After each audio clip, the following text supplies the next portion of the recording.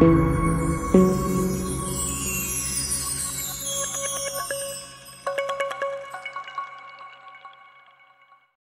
دوستوں نے جن کی شادی نہیں ہو رہی تھی، ملک کے بادشاہ کو درخواست پیش کی کہ ان کی شادی کروا دی جائے۔ بادشاہ نے تنیوں کو بلا لیا اور کہا کہ میں تمہاری شادی کروا دیتا ہوں، لیکن ایک شرط ہوگی، تم لوگوں کو ایک آزمائش سے گزرنا پڑے گا۔ جو کامیاب ہو گیا اس کی شادی ایک خوبصورت لڑکی سے کروا دی جائے گی، اور جو ناکام ہوا اس کی شادی کسی بدصورت اور لڑاکا لڑکی سے ہوگی۔ انہوں نے شرط منظور کر لی۔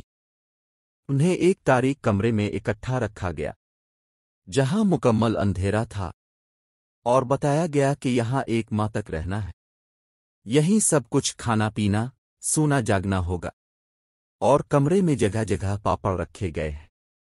ان سے بچنا ہے کہ پاؤں کے نیچے نہ آ جائے۔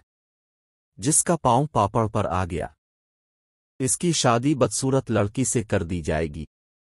اب جناب تمام دوست اس آزمائش سے صحیح سلامت گزرنے کے لیے مکمل احتیاط سے رہنے لگے۔ 9 دن خیریت سے گزر گئے۔ 10ویں دن ایک دوست کا پاؤں پاپڑ پر آ گیا۔ فوراً اسے سپاہی کمرے سے نکال کر لے گئے اور اس کی شادی بدصورت لڑکی سے کر دی گئی۔ اب 2 دوست خوش ہوئے کہ اب جگہ کھلی ہو گئی ہے۔ 20ویں دن ایک اور دوست کا پاؤں پاپڑ پر آ گیا، اور سپاہی اسے بھی روتا دھوتا لے گئے۔ اب تیسرا اکیلا رہ گیا۔ اس نے باقی دن خیریت سے گزار لیے۔ آزمائش پوری ہونے پر اس کی شادی ایک خوبصورت لڑکی سے کر دی گئی اور وہ خوشی خوشی رہنے لگا۔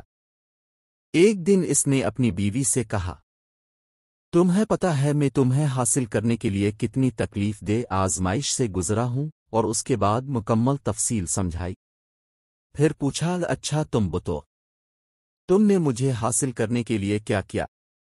بیوی نے ٹھنڈی سانس بھری اور کہا، ہم بھی 3 سہیلیاں ایک کمرے میں بند تھیں۔ پھر ایک دن میرا پاؤں پاپڑ پر آ گیا۔